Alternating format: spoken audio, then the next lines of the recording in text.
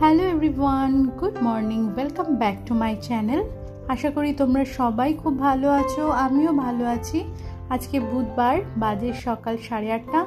এখন থেকে তোমাদেরকে সাথে নিয়ে আজকের ব্লগটা শুরু করছি। গতকালকে যা জামা কাপড় কেচে মেলেছিলাম একই রকমভাবে দড়িতে রয়েছে, একবার এদিক থেকে ওদিক সরাচ্ছি, ওদিক থেকে এদিক, একটা কিচ্ছু শুকায়নি। আর সকালবেলাতে অনেকগুলো কাজকর্ম করা হয়ে গেছে, ঘরের কাজ তো সব শেষ হয়ে গেছে। ভাত হয়ে গেছে, উচ্ছে আলু সিদ্ধ করেছি, ডাল সিদ্ধ করেছি, বাবুকে খেতেও দিয়ে দিয়েছি। আর এবার মামামের জন্য খাবারটা বানাচ্ছি। ওকে একটুখানি আটা আর সামান্য পরিমাণে ময়দা গুলে নিয়ে ওর মধ্যে পেঁয়াজ, কাঁচা লঙ্কা, ডিম দিয়ে একটা প্যানকেক মতো বানিয়ে দিচ্ছি। তো এটা দিয়ে আজকে ও ব্রেকফাস্ট সারবে।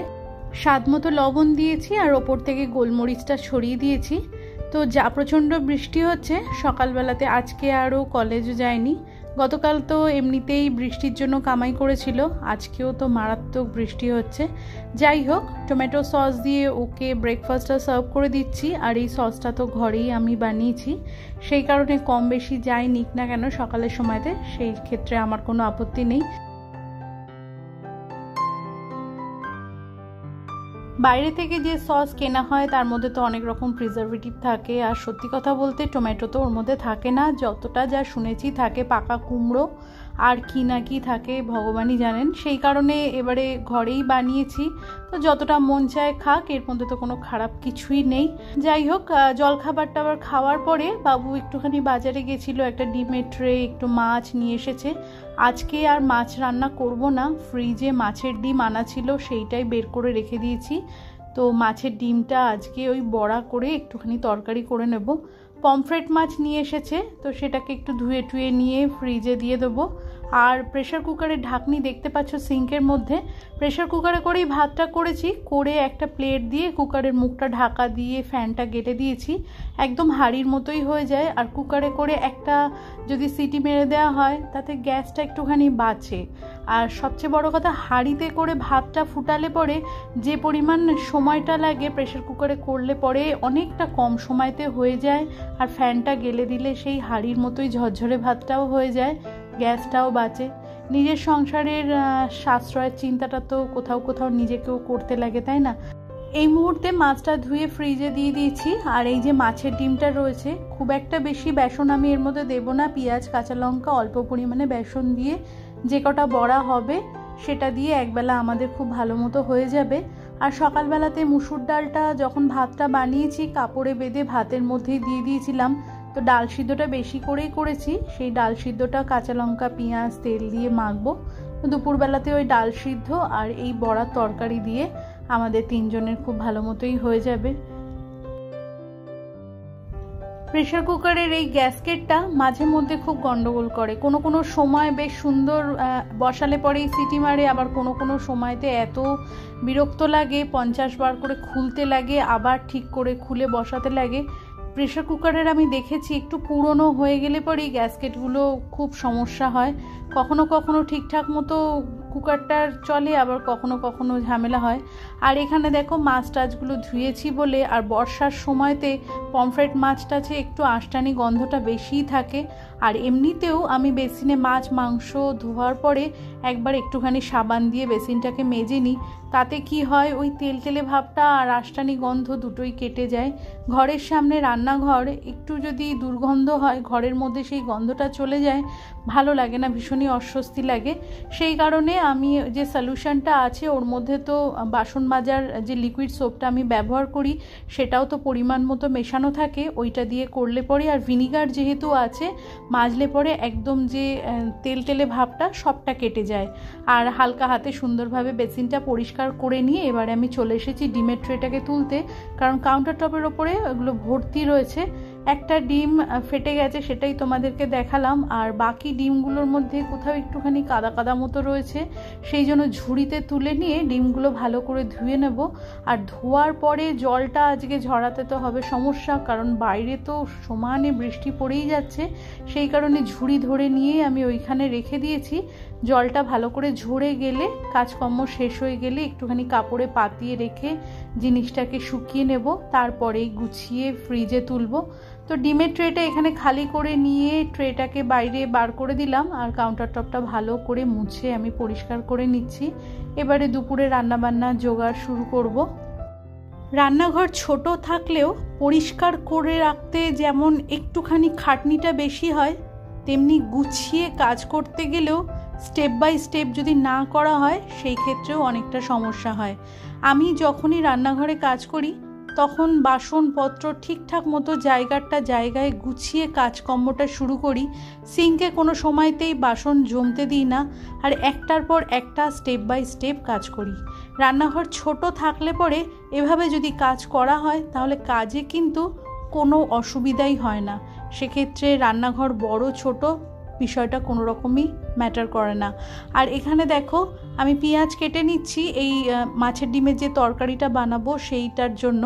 আর পেঁয়াজ তো আমার ফ্রিজে রাখাই ছিল, সেখান থেকেই বের করে দুটো কেটে নিলাম, একটা ওই ঝোলের জন্য আর একটা ওই বড়া বানাবো সেই কারণে।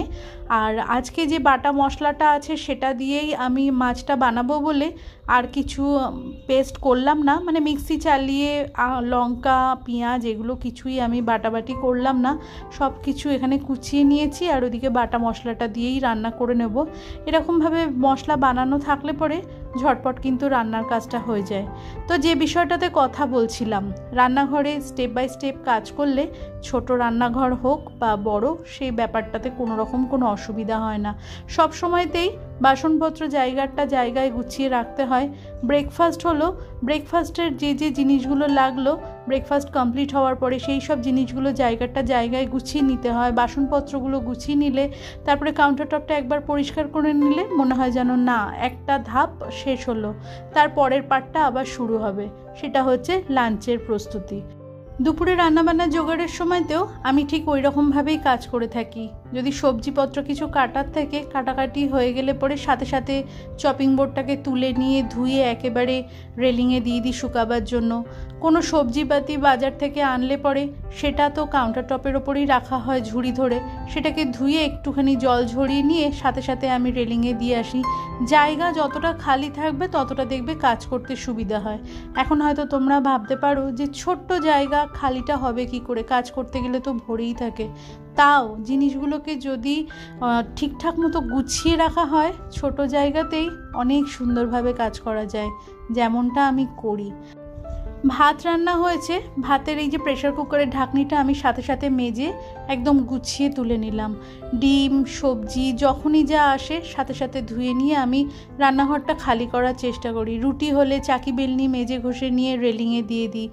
সকালে জলখাবার খাওয়াটা তো অনেকক্ষণ আগেই হয়ে গেছে, সেই কারণে মামামকে একটা আপেল কেটে দিচ্ছি। আর দুপুরে রান্নাটা তো আর বিশেষ কিছু বাকি নেই, ডালটা তো ভাতের সাথে সিদ্ধ হয়ে গেছে আর মাছের ডিমের বড়ার তরকারিটা হচ্ছে।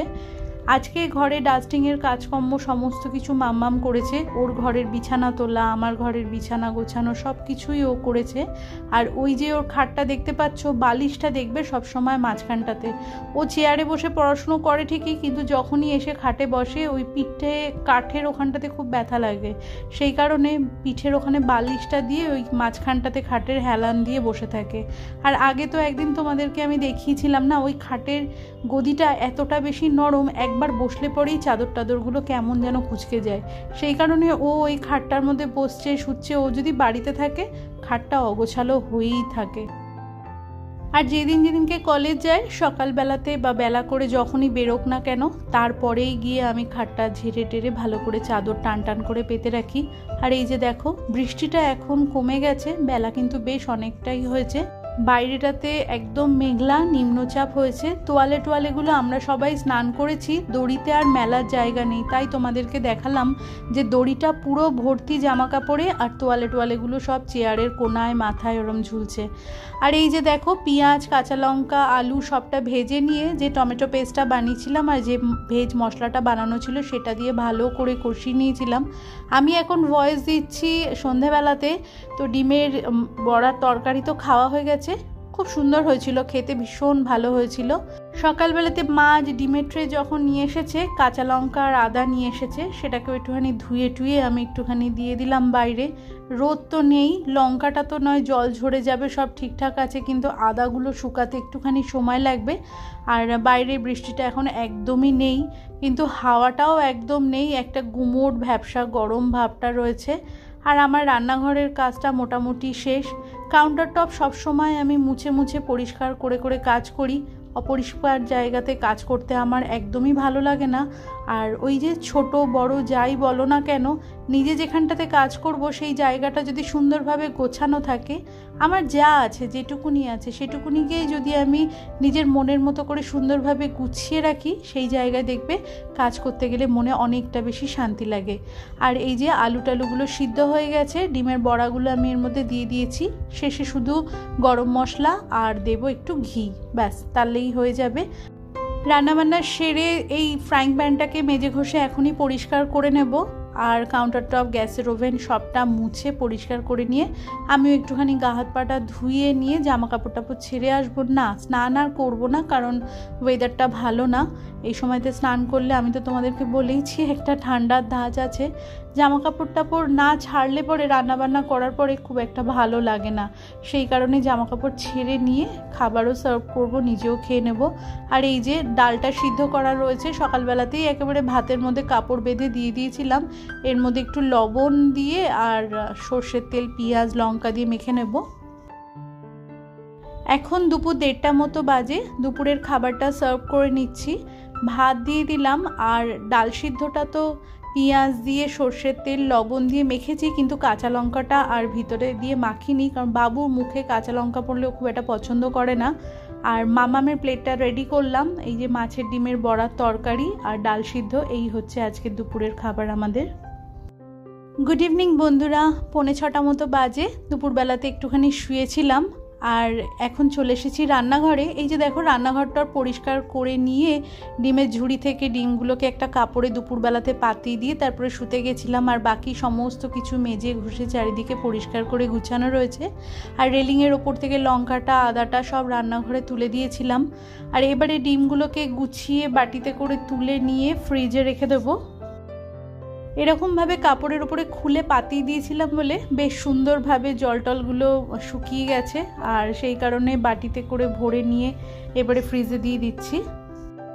বিউলির ডালটা গতকাল ভিজিয়েছিলাম, তো সেটা তো এখনও বাটা হয়নি। তো বিউলির ডাল দিয়ে বলেছিলাম তো বানাবো একটা জিনিস, সেটা হচ্ছে একটু দই বড়া বানাবো। আর মিক্সিতে ডালটা পিষে নিলাম। আর এই যে আমার নতুন কড়াইটা কিন্তু ভীষণ ভালো হয়েছে, আর প্রচণ্ড মাত্রাতে ভারী, মানে আমি এক হাত দিয়ে কড়াইটাকে নাড়াতে আমার খুব অসুবিধা হয়। একটু ডিপ কড়াই কিনেছিলাম, আগের যে বিনোদের যে কড়াইটা তোমরা দেখতে পাও হ্যান্ডেল ছাড়া, সেটা ডিপ হলে পরেও অতটা ডিপ নয়, এটা একটু বেশি মাত্রাতেই ডিপ। আর একটা জিনিস খেয়াল করে দেখবে, কড়াই যদি ডিপ হয় তাহলে কম তেলে কিন্তু ভাজাভুজি জিনিসটা বেশ ভালো মতোই হয়। আর এই যে বিউলির ডালটা বেটে নিয়েছি, ওর মধ্যে একটুখানি আদা আর সামান্য পরিমাণে কাঁচা লঙ্কা, একটুখানি মেথি দিয়ে ভিজিয়েছিলাম। যখন বিউলির ডালটা ভিজিয়েছিলাম সেটা এবারে ভালো করে ফেটিয়ে নিয়ে আমি বড়াগুলো বানিয়ে নিচ্ছি। তবে দই বড়া বানিয়ে তারপরে সার্ভ করার মতো এখন সেরকম সরঞ্জাম বা গোছানো কোনো কিছুই নেই, না বানানো আছে চাটনি, না ঝুড়ি ভাজা, না ভাজা মশলা, কোনো কিছুই করার নেই। তো মামামের সন্ধেবেলাতে আজকে খিদে পেয়েছিল, তা আমাকে যেই দেখেছে দই বড়া বানাতে, তা আমি তখন বলেছি যে দই পাতা আছে, দইটাকে একটুখানি টক মিষ্টি করে আমি বানিয়ে দিচ্ছি, আর বড়াগুলো দিয়ে সন্ধেবেলাটাতে খাও। তো কালকে আমি চাটনি বানিয়ে ঝুড়ি ভাজা দিয়ে যেরকম করে দই বড়া সার্ভ করা হয় আমি ঠিকঠাক মতো ওরমভাবে করে দেবো। তো দেখলাম কোনো রকম কোনো আপত্তি করেনি, খিদের পেটে খেয়ে নিয়েছে, আর বললো বড়াগুলো বেশ সফট হয়েছে। আর যাকে আমি এই মুহূর্তে যেটুকুনি ডাল বেটেছি সবটা বড়া বানিয়ে রেখে দেবো, আগামীকালকে চাটনি বানিয়ে ভাজা মশলা করে ঝুড়ি ভাজা রেডি করে ওকে যেরকমভাবে দই বড়া সার্ভ করা হয় সেরকমভাবেই দেবো। খুব বেশি তো ডাল ছিল না, আর বড়া খুব একটা বেশি হয়নি, 16-17টা মতো বড়া হয়েছে। আর আমি খুব একটা বড় বড় সাইজেরও করিনি, ঘরে তো খাওয়া হবে, অত বড় সাইজের বানিয়ে কি হবে। মোটামুটি একটা ওই 10 টাকার রসগোল্লার যে সাইজ হয় সেরকম মাঝারি সাইজেরই আমি বড়াগুলো বানিয়েছি। তো এই মুহূর্তে মাম্মামকে দিয়ে দিয়েছি, মাম্মাম ঘরে বসে খাচ্ছে আর আমার এই লাস্ট খোলায় ভাজা হচ্ছে। এটা ভাজা হয়ে গেলেই বড়াগুলো রেডি হয়ে যাবে। আর রাত্রিবেলার জন্যতে বাবু আজকে বলল মোগলাই এনে দেবে, সেই জন্য রাত্রিবেলায় খাবার দাবার বানাবার সেরকম কোনো ঝামেলা নেই। তো আমি নিজের জন্য 1 কাপ ওই লেবু চা বানিয়ে নিচ্ছি, এইটা হাতে করে নিয়ে। আর রাত্রিবেলাতে তো সেরকম কোনো কাজ নেই, একটু বসে বসে টিভি দেখব। তারপরে বাবু ডিনারটা নিয়ে বাড়িতে চলে এলে পরেই রাত্রিবেলার ডিনারটা সেরে নেব আমরা 3 জনেই। গতকালকে একটা মুভি দেখছিলাম, সেটা অর্ধেকটা দেখা হয়েছে আর বাকি অর্ধেকটা রয়েছে, সেই বাকি অংশটুকু নিয়ে আজকে দেখব। আর এই যে 9টা বাজে, বাবু ডিনারটা নিয়ে চলে এসেছে। আজকের এই বর্ষামুখর দিনটা আমার সারাদিন এরকমভাবেই কাটলো। তো ব্লগটা আজকে এখানেই শেষ করছি। তোমরা ভালো থেকো, সুস্থ থেকো, দেখা হচ্ছে নেক্সট ব্লগে। ততক্ষণের জন্য টাটা, গুড নাইট।